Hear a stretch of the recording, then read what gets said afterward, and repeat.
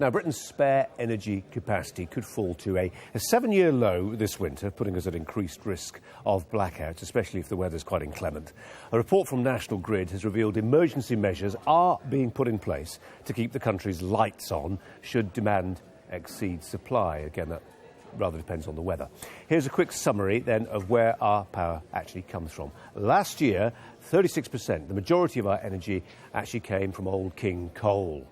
Gas made up 27%, whilst nuclear accounted for 20%.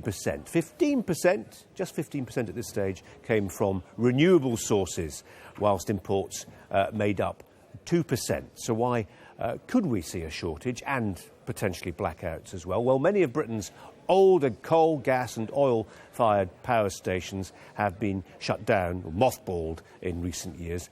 2 more scheduled to close in 2015. The National Grid's Winter Outlook report tells us that in totality, power stations can produce 58.2 gigawatts of energy, but with a potential peak winter demand, and this is the key thing really, it's all about peak winter demand, of around 55 gigawatts, then demand could, theoretically at least, exceed supply.